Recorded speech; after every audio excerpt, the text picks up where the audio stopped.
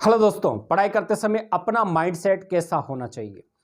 सबसे बड़ी चीज़ यही आती है कि सर हम पढ़ते हैं लेकिन याद नहीं होता, हमारा माइंडसेट कहीं ना कहीं डिस्टर्ब हो जाता है।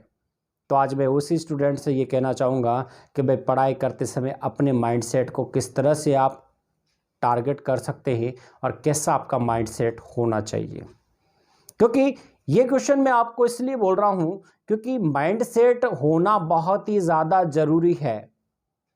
किसी भी टारगेट को अचीव करने के लिए आपका गोल जितना ज़्यादा क्लियर आपको दिखाई देगा उतना आप उसकी तरफ रफ्तार से आगे बढ़ेंगे।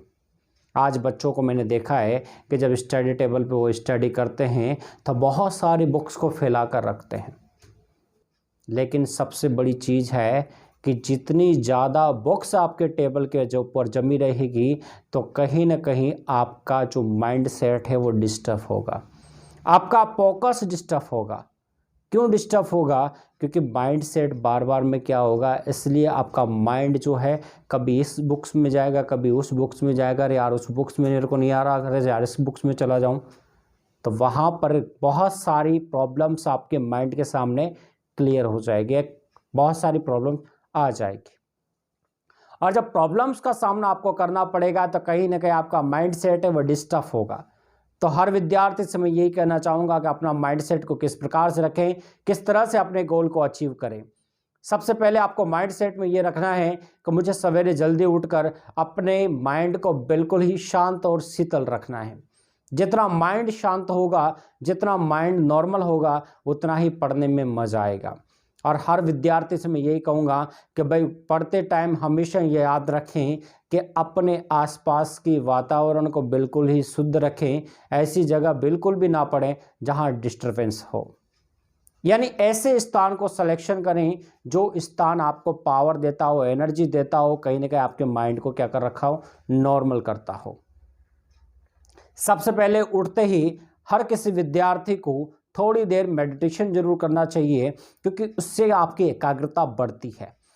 मेडिटेशन का बहुत बड़ा रोल है एक ह्यूमन लाइफ में, क्योंकि मेडिटेशन आपके माइंड को थोड़े टाइम के लिए बिल्कुल रिलैक्स कर देता है, शांत कर देता है। क्योंकि मेडिटेशन बहुत बड़ी एनर्जी है जो आपके माइंड्स के अंदर के जो नेगेटिव थॉट्स है उनको डिलीट मारती है, और डिलीट मारकर उनको लगातार पॉजिटिव वेव्स देती है। और जब आपके माइंड्स को लगातार पॉजिटिव वेव्स मिलती है तो उससे आपका माइंड बहुत ही ज़्यादा चार्ज हो जाता है। हम इस शरीर को तो चार्ज करते हैं लेकिन अपने माइंड को कभी भी चार्ज नहीं करते। तो चार्ज कैसे होगा? चार्ज होगा पॉजिटिव थॉट्स के, क्योंकि माइंड्स में क्या चलते हैं, दो तरह के थॉट्स चलते हैं, या तो पॉजिटिव चलते हैं या फिर नेगेटिव चलते हैं। नेगेटिव थॉट्स का बहुत ज़्यादा बोलबाला है।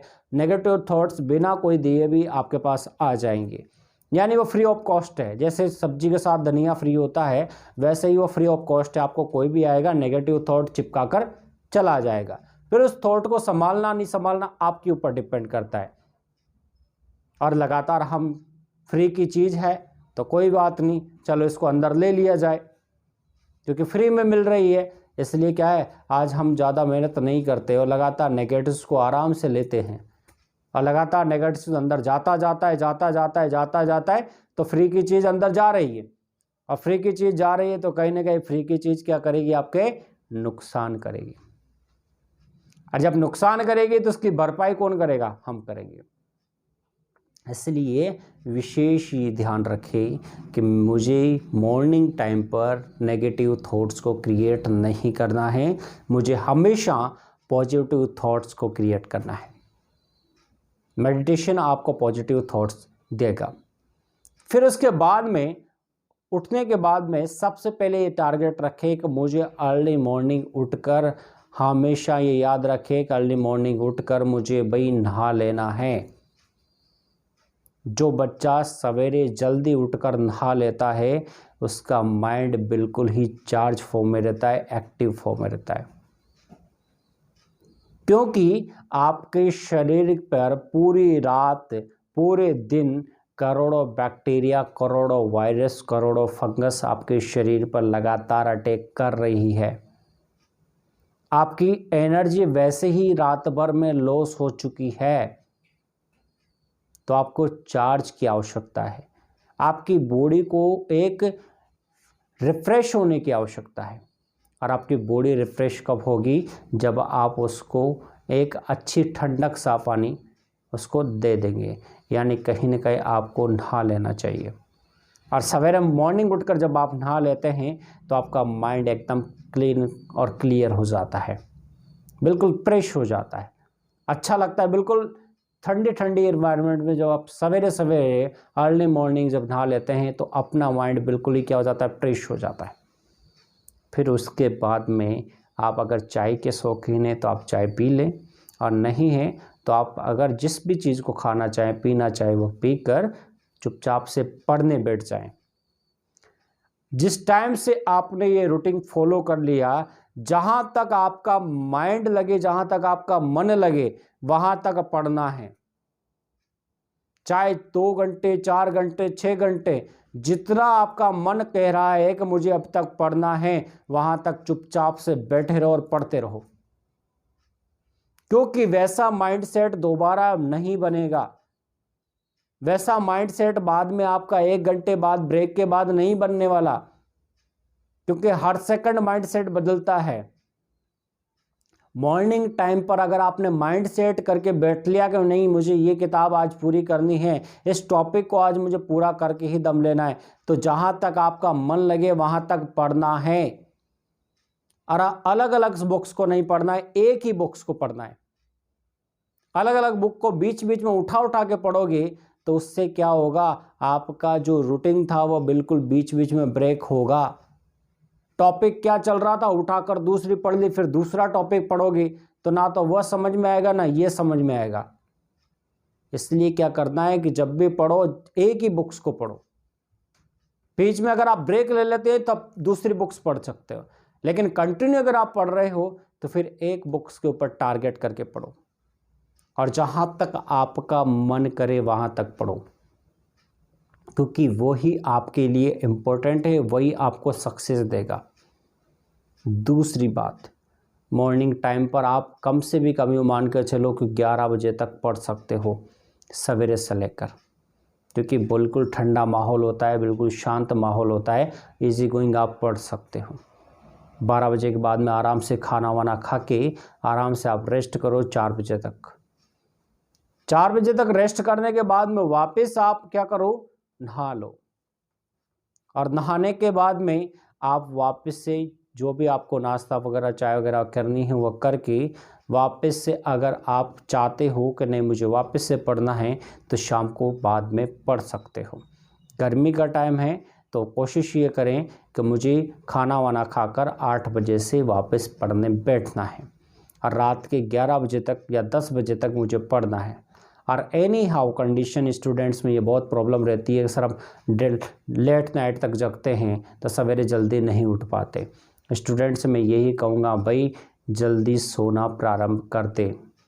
जितना आप जल्दी सोना स्टार्ट करेंगे उतना अर्ली मॉर्निंग अपने आप आपकी नींद खुलने लग जाएगी, क्योंकि सवेरे का माइंडसेट बिल्कुल ही अलग होता है। शाम को बहुत ज़्यादा कचरा इस माइंड में भर जाता है, बहुत ज़्यादा नेगेटिविटी इस माइंड में भर जाती है, तो चाहे शाम को आप कितनी ही पढ़ने की कोशिश करेंगे लेकिन उतने मन से नहीं पढ़ेंगे। इसलिए कोशिश ये करें कि मुझे शाम को जल्दी सोना है, और लास्ट में आपको ये याद रखना है कि मुझे रात के 10 या 10:30 बजे एनी हाउ कंडीशन सोना है। बाई चांस 11 भी बज जाए तो कोई प्रॉब्लम नहीं है, लेकिन 11 से ज़्यादा नहीं होना चाहिए। रात के 11 बजे लास्ट टाइम है, इसका मतलब मुझे 11 से पहले पहले सो जाना है। और जब मैं शाम को जल्दी सोऊंगा तो मैं सवेरे जल्दी उठूंगा, और सवेरे जल्दी उठूंगा और इस रूटीन को फॉलो करूंगा तो इसका मतलब मैं ये मान के चल लूँ आपको 100% सक्सेस मिलेगी, और आप जिस गोल को अचीव करना चाहते हैं वो गोल आपको ज़रूर मिलेगा। तो स्टूडेंट्स की हमेशा कंप्लेन ये रहती है, अरे सर हम पढ़ते तो है, रूटीन भी फॉलो करते हैं, लेकिन हमें याद नहीं होता। तो याद क्यों नहीं होता आपको? वो याद इसलिए नहीं होता क्योंकि आपके माइंड के अंदर बहुत सारे पहले से ही नेगेटिव थॉट्स चल रहे हैं। जब नेगेटिव थॉट्स चल रहे हैं तो इसका मतलब उस चीज़ के प्रति आप पहले से ही नेगेटिव सोच लेते हैं। कोई टॉपिक आप पढ़ने लगे और उस टॉपिक के पहले ही देखकर उस टॉपिक को आप बोलने लगे कि अरे यार ये तो बहुत टफ टॉपिक है, अरे यार मैं इसको कैसे पढ़ूँगा, अरे यार मैं इसको कैसे याद करूँगा। तो आपने अभी मेहनत नहीं की है, आपने उसको पढ़ना भी स्टार्ट नहीं किया है, आपने सिर्फ उसको बाहर से ऑब्जर्व किया है, इसी में आप होपलेस हो गए, इसी में आपने नेगेटिविटी जनरेट कर ली। तो कहीं न कहीं वो टॉपिक आपको याद होगा भी नहीं, क्योंकि आपका माइंडसेट वैसा बन चुका है। इसलिए टॉपिक में यही बात कर रहा हूँ आपसे कि आपका माइंडसेट क्या होना चाहिए, प्रॉपर होना चाहिए। जितना क्लियर एंड क्लियर आपका माइंडसेट होगा, उतना ही आपको पढ़ने में मज़ा आएगा।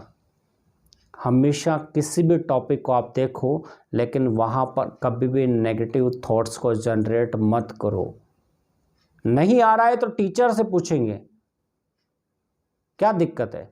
और टीचर्स भी अगर प्रॉपर रूप से नहीं बताता है तो उससे ज़्यादा कोई एक्सपर्ट होगा तो उस बंदे से पूछेंगे, नहीं तो फिर गूगल बाबा जिंदाबाद है ही सही, गूगल बाबा से पूछना।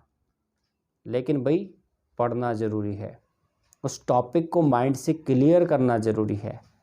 इसलिए अपने आप को कभी भी होपलेस नहीं करें और अपने टारगेट को अचीव करने में लग जाएं और एक फोकस माइंडेड रहें, ताकि आपका गोल आपको जल्दी मिले।